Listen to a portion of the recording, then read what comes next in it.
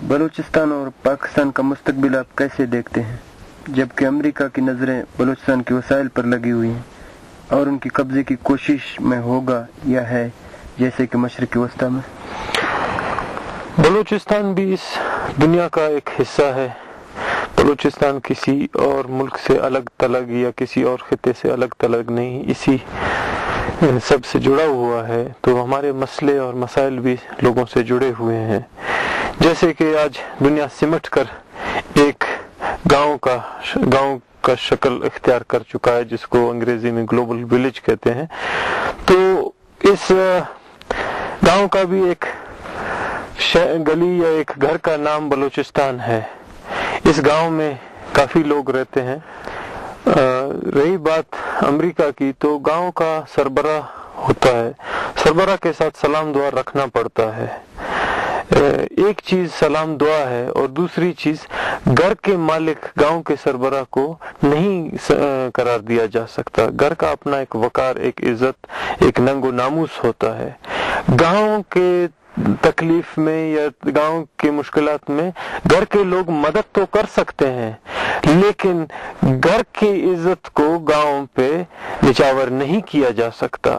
گھر کے اپنا ایک ماحول ہوتا ہے جس کی تحفظ کرنا سب سے پہلے گھر کے لوگوں پہ ضروری ہوتی ہے۔ اور دوست جتنا بھی دوست ہو، لیکن بھائی پھر بھائی ہوتا ہے۔ رہی بات پنجابستان کی، تو گاؤں میں چور لٹیرے بھی ہوتے ہیں، اور چور لٹیرے جب تک موج مستیاں کر سکتے ہیں تو کرتے رہتے ہیں، آخر ان کا وہی ہوتا ہے جو چور لٹیروں کا ہوتا ہے۔ پاکستان اور امریکہ کے سرکار کو آپ کا کیا پیغام ہے؟ آج بلوچ قوم بیداری کے اس نہج پہ کھڑا ہے جہاں وقتاً فوقتاً قومیں کھڑی ہوتی ہیں۔ یہ ایک حقیقت ہے کہ بڑی طاقتوں کے سامنے بلوچ لاچار و بے بس نظر آتا ہے، لیکن اس بات کو بھی یاد رکھنا ہوگا کہ بلوچ وہ قوم ہے جس کا وطن وسیع و عریض دریا و دنیا سے مالا مال ہے، اور جس کے جیو پولیٹیکل حیثیت آج بلوچوں سے زیادہ اغیار جانتے ہیں۔ اسی لیے میں جانتا ہوں اس وقت کئی بڑے کھلاڑیاں اس علاقے میں دلچسپی رکھتے ہوں گے، لیکن سمجھدار اور تجربہ کار قومیں اپنی مفادات کے ساتھ ساتھ علاقائی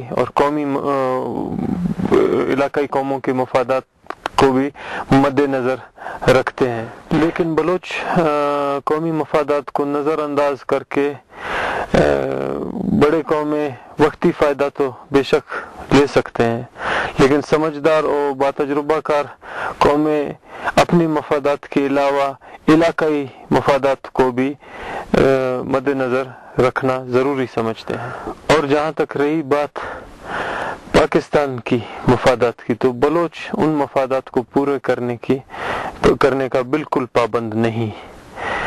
پنجابی جب تک بلوچوں کو لوٹ سکو تو لوٹو، عیش موت مستی کرو، اور جس دن بلوچ اپنے پیروں پہ کھڑے ہو گئے تو نہ صرف آج بلکہ گزرے ہوئے کل کا بھی حساب لے گا، ویسے بھی یہ اوروں کے ٹکڑوں پہ پلنے والا پاکستان کتنے دن اور موج مستی کرے گا۔